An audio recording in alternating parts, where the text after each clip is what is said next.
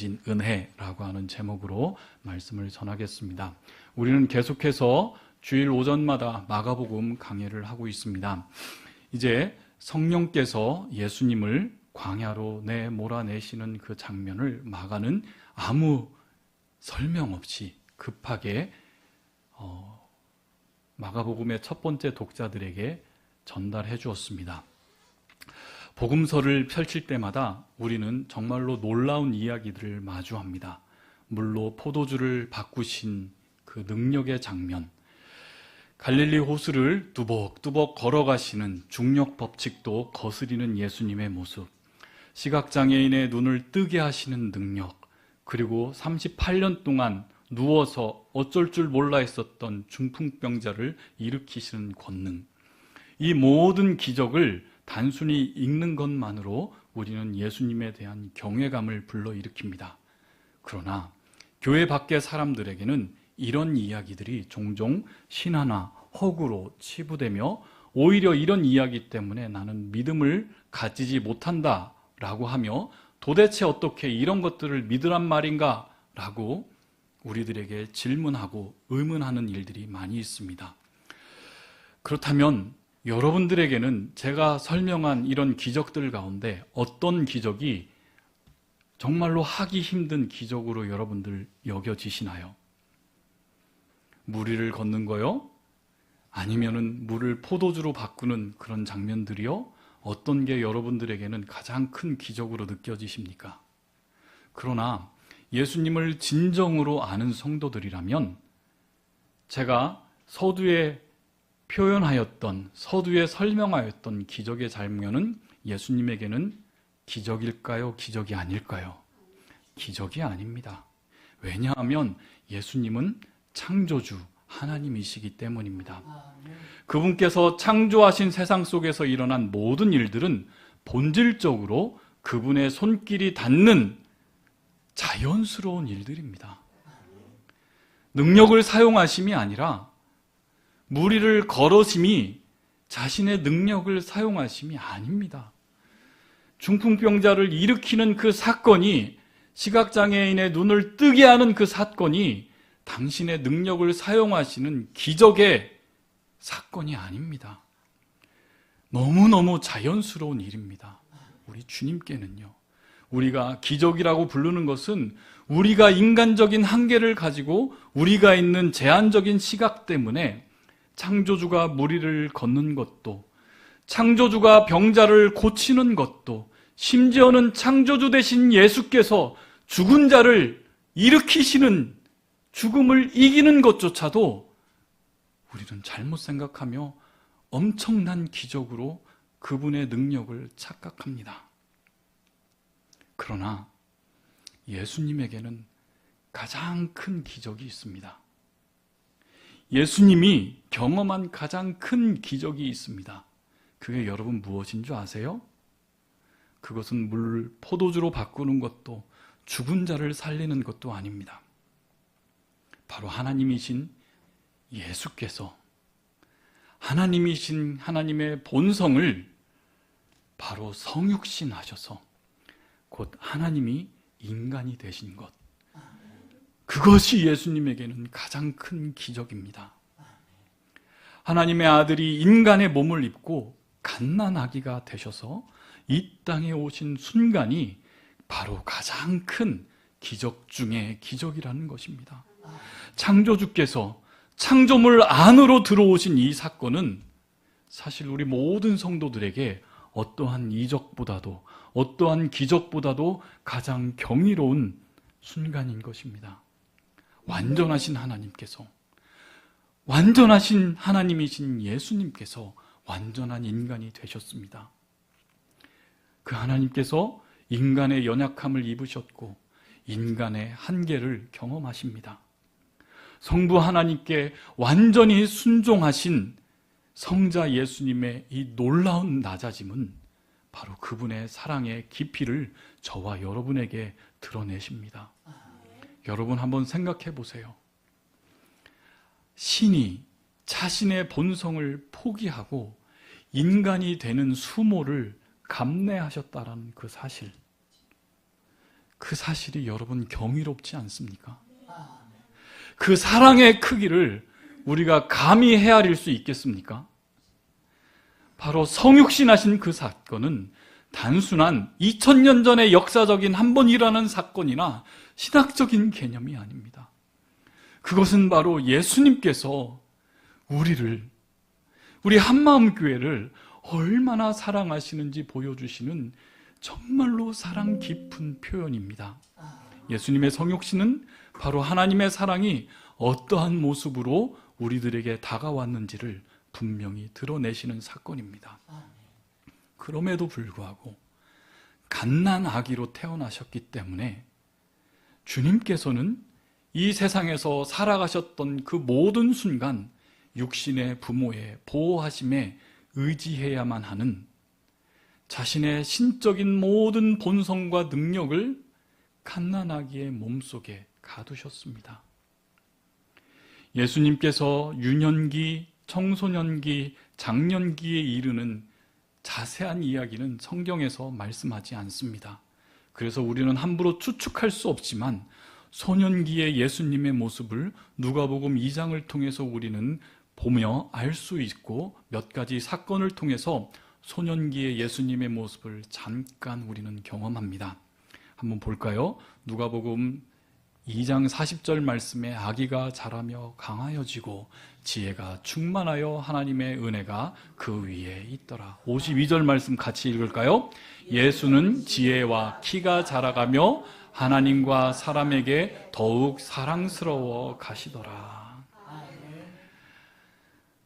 어린 시절의 예수, 어린이 예수, 이제 6학년 정도 된 제 막내 아들 예승이처럼 6학년 된 어린 소년 예수를 한번 생각해 보십시오.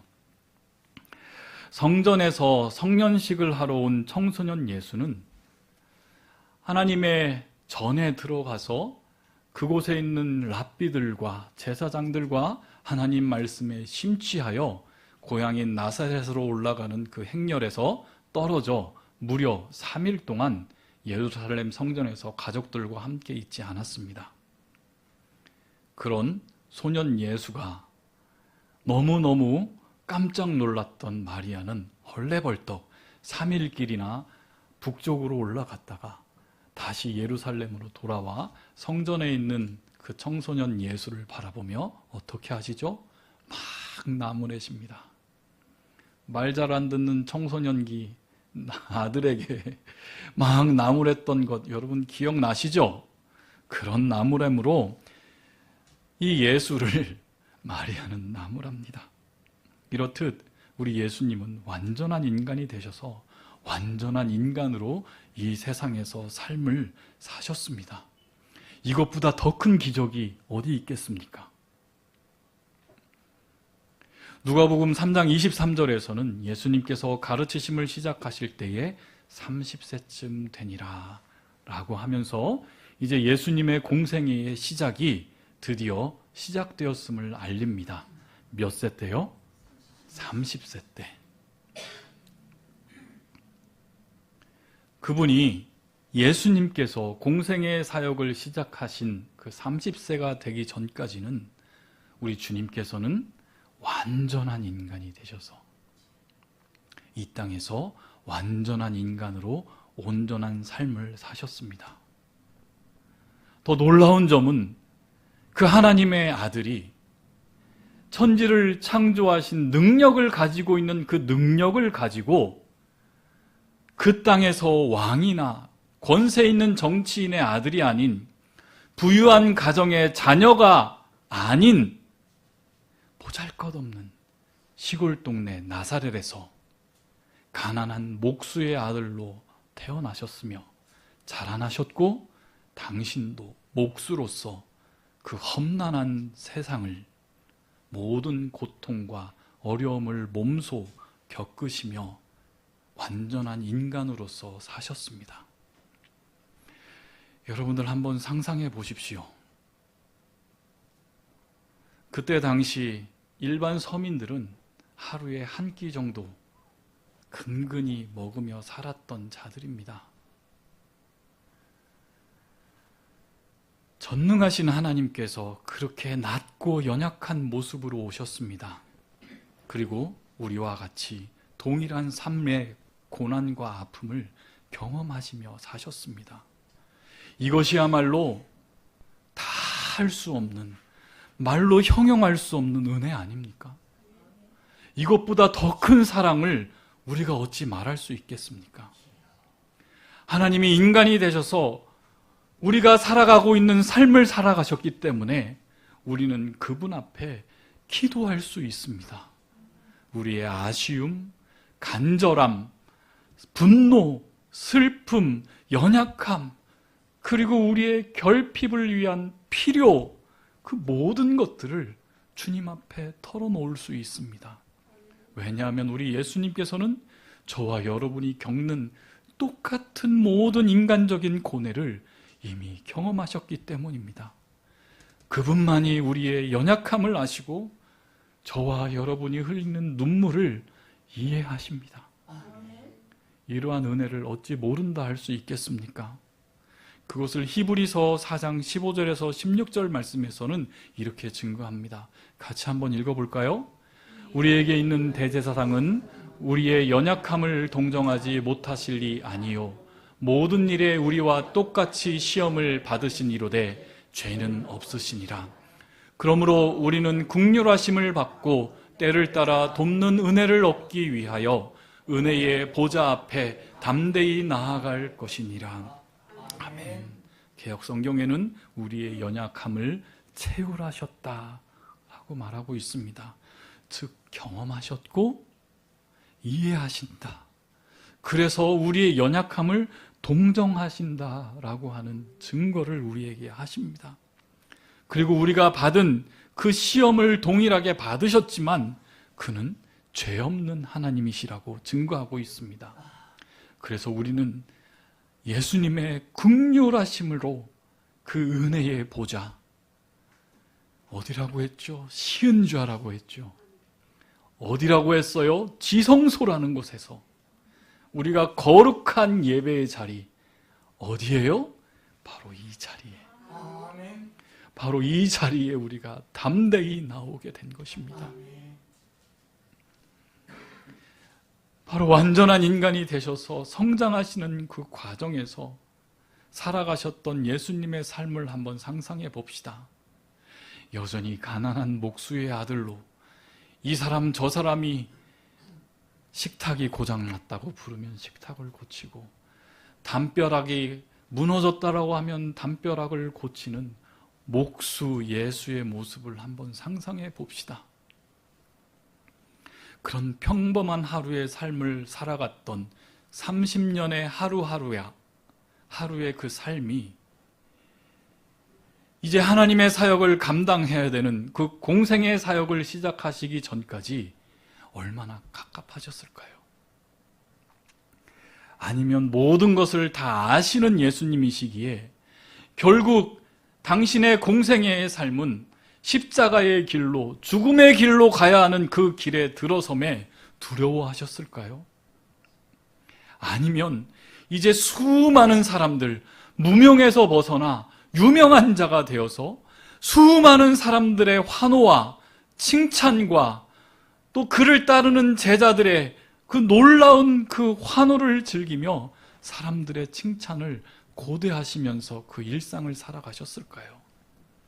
아니면 예수를 싫어하고 죽이고 위협하려고 했었던 바리새인과 유대의 지도자들로부터 그 치열한 신경전을 벌일 생각에 고민하며 신경전을 펼칠 생각으로 작전을 짜고 있었을까요? 이러한 질문은 단지 제 인간적인 상상력을 가지고 한 질문일 뿐이지 성경은 어느 곳에서도 이러한 질문에 대한 말씀을 하지는 않습니다.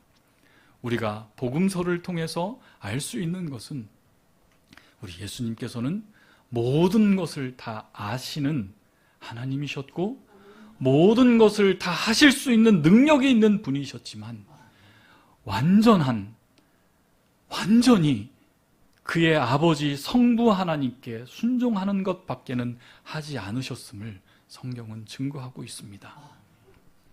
그런 긴 인간의 30년의 시절, 그 세월을 뒤로하고 이제 드디어 예수님께서는 자신의 역사의 첫 무대인 공생애의 사건으로 등장하셨습니다.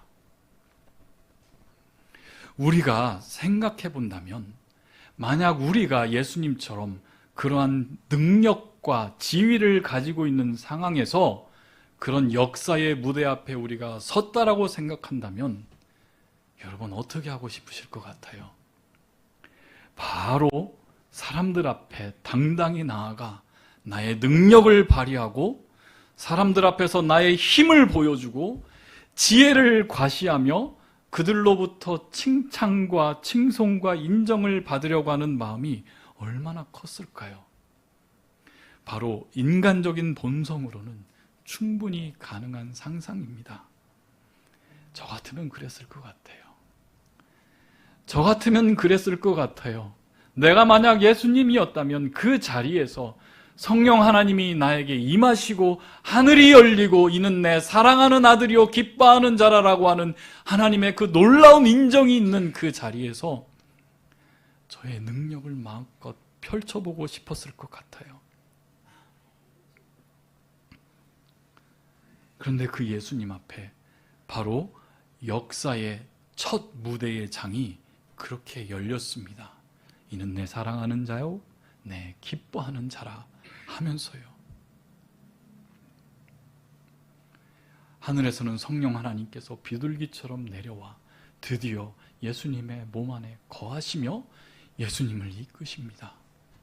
그런 첫 무대라고 하는 그 무대 앞에서 청년이었던 인간 예수에게는 얼마나 큰 기대감으로 다가왔을까요? 그러나 그런 기대와 그런 환호와 환희가 있는 그 첫 무대에서 성령 하나님께서는 예수를 광야로 몰아내셨습니다. 몰아내신지라라고 하는 헬라어 동사는 에크바로라고 하는 헬라어가 쓰였는데, 에크라고 하는 것은 바깥으로라고 하는 접두어와 발로라고 하는 동사는 내던지다 라고 하는 합성어로 바깥으로 내던져버리는 아주 강한 의미의 동사입니다. 주로 이 단어가 사용되었던 성경에서는 예수님께서 귀신을 내쫓았을 때 귀신을 내쫓았다라고 하는 그 동사가 바로 에크발로입니다.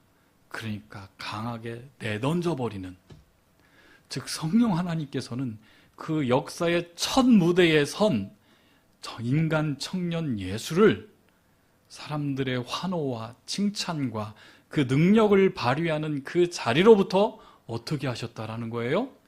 광야로 급하게 끌고 가셨습니다. 정말로 그렇습니다. 예수님의 모습과 우리의 반응은 이렇게 너무 대조적입니다.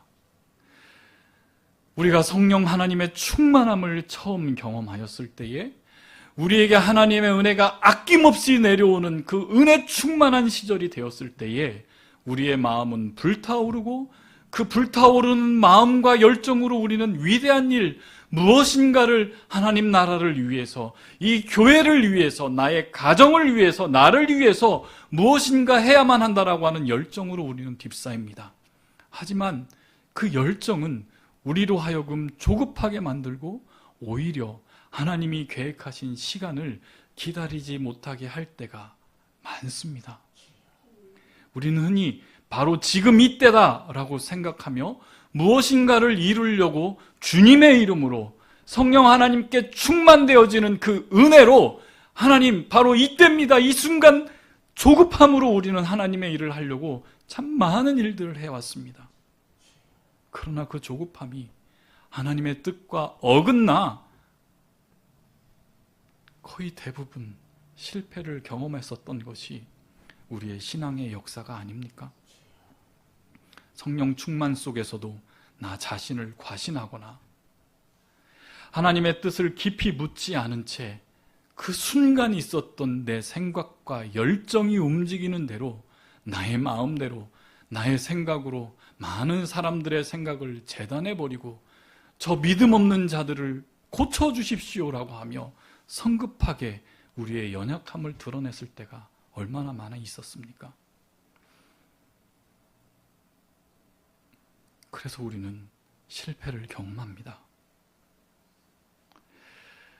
성령 하나님으로 충만해줘. 하나님의 너는 내 사랑하는 아들이요 기뻐하는 자라라고 하는 수많은 사람들 앞에서 인정함이 있었던 이 청년 예수를 성령 하나님께서는 바로 은혜 충만한 사역의 현장으로 투입하지 않으시고 다시 침묵의 현장으로, 다른 말로 시험 받음의 현장으로 이 청년 예수를 이끄십니다. 그 광야에서 우리 주님께서 무엇 하셨죠? 40일을 금식 기도하시며 또 무엇을 받으셨죠? 사탄의 치열한 시험을 받으십니다. 이것은 마치 이스라엘 백성이 홍해를 건너서 완벽한 승리를 경험하였을 때에 그들을 단 15일밖에 걸리지 않는 블레셋 사람의 길이라고 하는 최단 거리로 가나안 땅까지 이끌지 아니하시고 무려 40년간 광야의 길을 걷게 하신 그 길을 떠오르게 합니다. 마치 성령 하나님께서 예수님의 사역에 앞서서 이끌어 가시는 것처럼 40년의 광야의 길을 걷는 동안 이스라엘 백성들에게는 하나님께서 낮에는 구름 기둥으로 밤에는 불 기둥으로 그들 앞에서 하나님의 백성을 광야로 끊임없는 광야길로 이끄셨습니다. 그리고 그 광야에서 그들은 하나님과 함께 있었으며 하나님이 그들과 함께 영광으로 임재하는 그 순간에서조차 광야에서 하나님 나라의 백성들은 실패하고 원망하고 하나님 어디 계십니까? 차라리 우리가 다시 종이 되겠습니다. 이집트로 애굽으로 가겠습니다라고 하는 실패의 시간들을 끊임없이 광야에서 경험합니다. 실패의 시간은, 광야에서 실패의 시간은 하나님 나라 백성들에게 꼭 필요한 시간입니다. 출애굽한 1세대의 노예들, 애굽의 노예였던 1세대의 광야의 백성들은 끊임없이 광야에서 하나님께 불순종하였고 결국은 그 60만이나 되는 1세대의 백성들은 광야에서 다 죽고 실패하였습니다. 성령께서 예수를 광야로 던져버려서 사탄의 매서운 공격을 받아 시험을 받으셨지만 우리 주님께서는 실패하여 죽었던 하나님 나라의 백성들과는 달리 어떻게 하셨죠? 승리하셨습니다.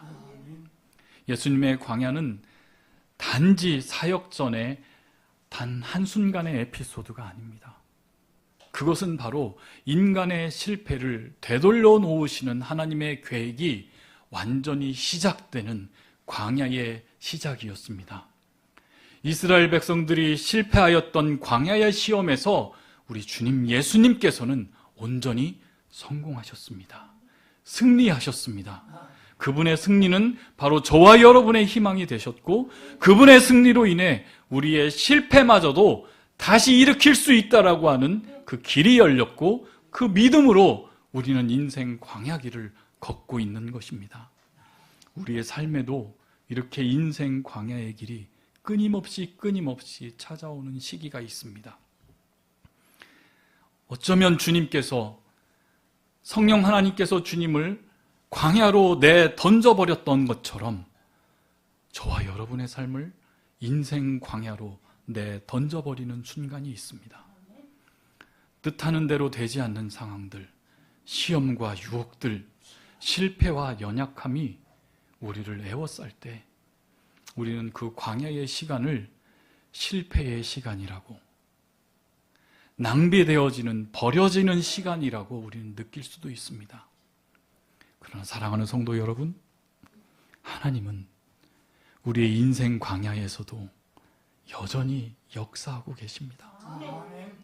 광야는 실패의 장소가 아니라 우리의 믿음의 근육을 단련하는 장소이고, 광야의 시련의 시간을 통해서 하나님의 뜻에 온전히 순종하는 법을 배우는 바로 준비의 자리라는 것입니다. 몇 주 전에 우리는 광야에 대한 말씀을 들었습니다. 미드바르, 뭐라고 했죠? 하나님의 말씀이 있는 곳이 광야로 읽혀진다라고 하는 그 이야기를 우리는 전해 들었습니다. 바로 그곳에서 우리는 하나님의 은혜만을, 하나님의 도우심만을, 하나님의 말씀만을 바라게 하는 그 장소로서 광야로 저와 여러분을 내보라 버릴 것이 바로 우리 성령 하나님께서 우리를 내버려 던지실 것입니다. 즉 인간은 한없이 작아짐을 경험하게 되며, 그곳에서 하나님은 더 크게 내 삶에 영향력을 끼치고, 그곳에서 그 하나님만 바라며 사는 곳이 바로 광야라는 곳입니다. 모세는 광야에서 하나님의 말씀, 하나님의 율법을 받았고, 엘리야는 광야에서 세미한 소리로 말씀하시는, 그래서 새 사명을 광야에서 받았습니다. 예수님께서도 광야의 시험을 이기심으로 하나님의 그 놀라운 구원의 역사를 완성하기 위한 그 첫 걸음으로 광야에서, 하나님의 말씀을 듣는 그 장소 광야에서 하나님의 말씀으로 충만해졌습니다. 사랑하는 성도 여러분, 여러분은 지금 어디에 서 계십니까? 혹시 여전히 끝도 보이지 않는 광야 가운데 서 있는 것처럼 느끼시는 분들 계십니까? 앞도 막히고 뒤도 돌아갈 수 없는 고독과 고통을 경험하신 분들이 여러분들 여전히 있습니다. 아니, 우리들의 삶을 통째로 성령 하나님께서 광야로 던져버리는 것을 경험하고 있는 분 여기 계시지 않나요? 그러나 오늘 우리가 이 자리에서 함께 나눈 것은 결코 그 광야는 하나님이 저와 여러분을 방치하는 곳이 아니라는 것입니다. 예수님 그 역사적인 첫 무대를 성령 하나님께서는 광야로 내던지셨습니다. 다른 말로 광야로 내던진 은혜입니다.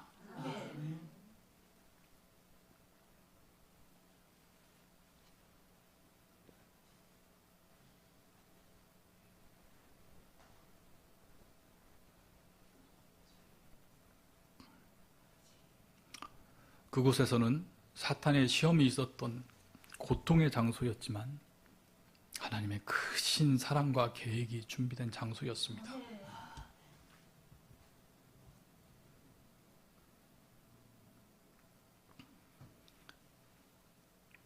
주님께서는 그곳에서 우리의 연약함을 체험하셨고 우리의 삶의 무게를 이해하셨습니다.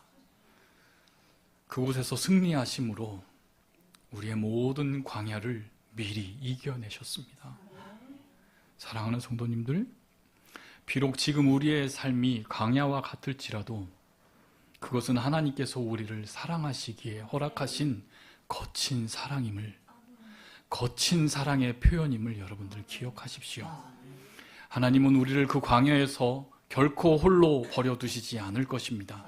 그곳에서 구름 기둥과 불 기둥으로 이스라엘을 인도하셨던 것처럼 우리의 삶의 모든 걸음걸음을 주님께서 인도하고 계십니다. 그 광야에서 저와 여러분을 훈련시키실 것이고 그곳에서 하나님만 온전히 의지하며 살아가는 자들로 만드실 바로 축복의 장소입니다. 광야에서만 하나님의 말씀이 들려질 것입니다. 바로 미드바르, 하나님의 말씀이 있는 장소가 바로 광야입니다. 죽을 만큼 힘드신가요? 하나님의 말씀 들으십시오. 우리 주님께서 이미 승리하셨습니다. 그 승리를 저와 여러분에게 나눠주셨습니다. 사랑하는 성도 여러분, 우리 인생 광야길을 묵묵히 걸어가는 사랑하는 성도님들, 그 길은 여러분 홀로 걸어가는 길 아닙니다. 우리 주님께서 같이 걸어가시고 또 누가 걸어가고 있어요? 우리 교회가.